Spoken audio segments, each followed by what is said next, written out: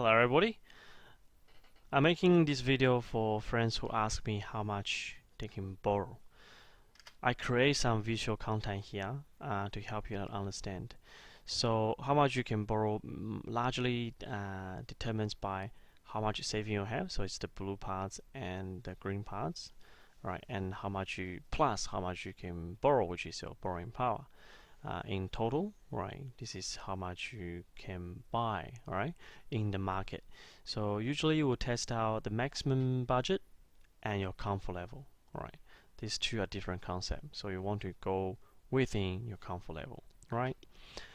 Example, total cost beside 20% deposit you need to have, and 5% of that 20% deposit, which is 5% of the total purchase price, has to be your own saving, which we call genuine saving. You can't just rely on your parents' contribution 100%, because what the banks will think is that, what if you go default with the mortgage? Right? Should they also chase up the parents? Right? So you are the liable party in the end. Other costs such as stamp duty, which is the largest cost, and some other small conveyancing fee, bank's fee, government's fee, plus altogether is 0.5% of the purchase price in general. If you are first home buyers, of course, this 5.5% stamp duty in general can be waived, or you get concession. Right? Speak to your conveyancer and solicitor, or maybe brokers can give you advice as well, according to SRO official website, State Revenue Office. If it is a land and house package, then it's different. You only pay and calculate the stamp duty against the land, not the house that you haven't have at the time you sign the property.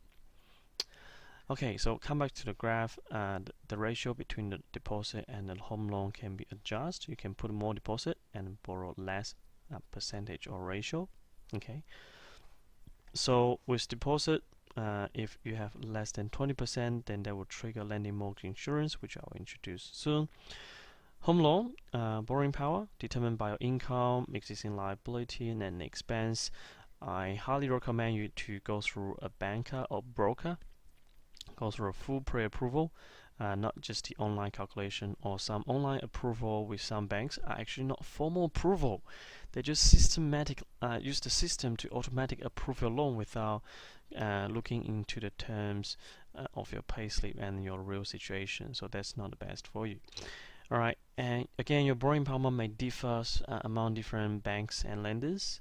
So it's best to speak to multiple bankers or a broker to help you to compare, find out your what's the best for you, your real purchasing power. What's your comfort level as well? For you can do we do a 10 years cash flow forecast for our clients to make sure that they will feel comfortable and also have the access strategy and multiple strategy to cope with their cash flow in the next 10 years, even if the interest rate will go up and down for sure. Okay, so here's the graph, and let's play around with it.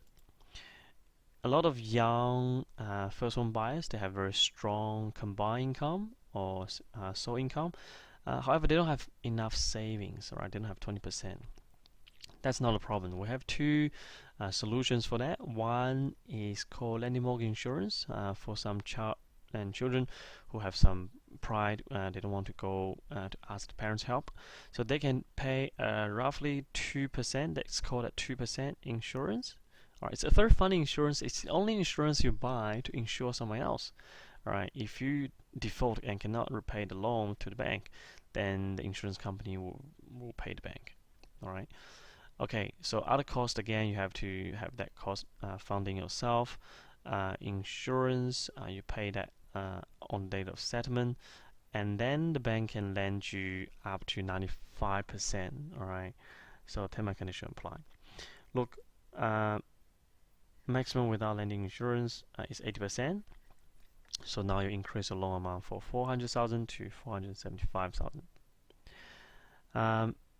When it comes to lending mortgage insurance, 100% definitely get a pre-approval, because the banks are more strict with the terms now, right, in combined with the insurance company. For example, the banks won't accept you to have a probation period, All right. If you want to get lending mortgage insurance, and you better stay in the same job for 12 months plus to show more consistency and continuity. If you don't need lending mortgage insurance, you're only borrowing 80% or less, then these two can be waived, right? Or these three can be waived, for example. So definitely look more into it. Get a formal and full pre-approval, not just the online one that it automatics approved by the machine. All right. Another way to avoid lending mortgage insurance, you save 2% cost up front, is if your parents supporting you. All right. It's different from each individual family and cultural background. I see a lot of benefit, and I don't see it as a shame to ask for help from your parents. Okay, it's a very good culture. Look, there's no cash down payments from your parents, and they don't have to put down their income as guarantee. All right, even if they retire, it's totally fine. All right, they can support each child once, so within the soft equity level, which I'll explain a bit here. So everyone goes on loft. Low risk, right? I don't see the property market goes down or because what you're providing to the bank is basically on the left is the property that children are buying, on the right hand side is the parents' property where they give the guarantee. If the kids couldn't repay the loan, then the bank have the right to sell the kids' property and then get the principal, get the money back, right? If after they selling the kids' property, they still couldn't get the money back, which is very unlikely, right? Then the bank will have the right to sell the parents' property, right? So that's it's very low risk. You save the lending mortgage insurance. You can buy your parents some gift. Why not? All right. And yes, it's somewhat inconvenience because during this time,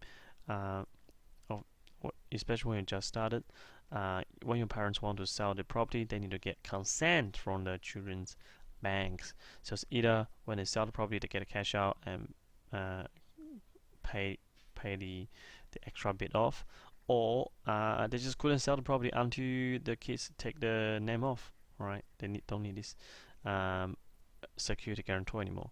So, for example, when I come back to the graph, your parents' property on the right, the mortgage is going down a lot, and soft equity 80% is the part that they, if they're selling the property today, most likely they can get this money back.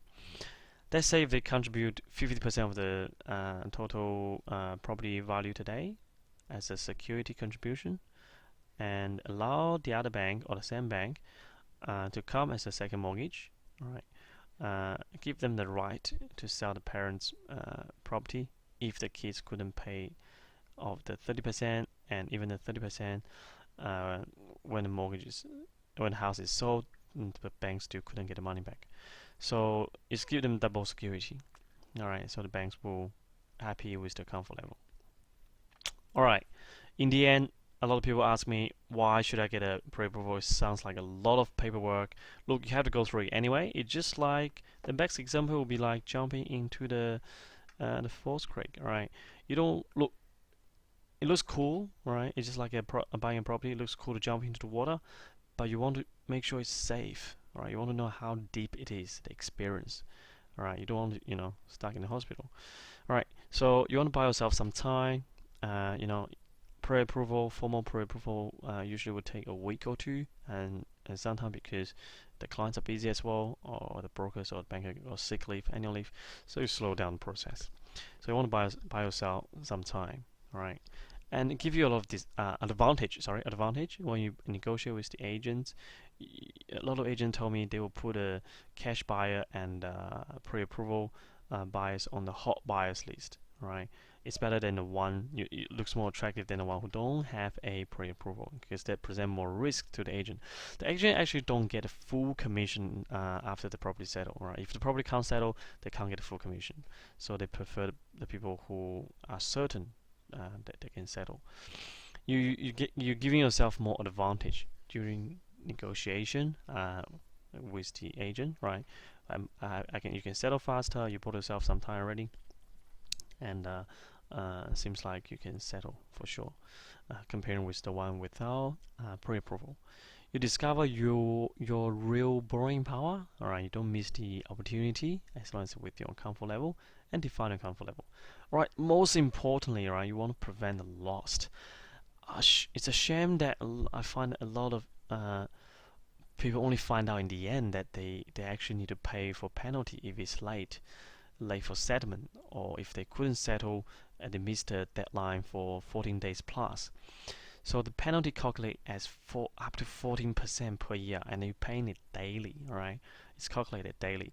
Say if it's $500,000 property, on daily rate is $191 a day. Including weekends and public holiday. How terrible is that? And if you pass the deadline for 14 days, you potentially could lose your 10% deposit. That's a lot of saving. You're gonna waste another few years to save the money back, and plus you have to pay the legal cost. Very bad luck. Alright, so be serious with your financial commitment. Here's some other videos that can be very helpful to you if you are first home buyers, or even second time. You want to know the new process of the market. Subscribe and post some question. More than happy to help. Enjoy.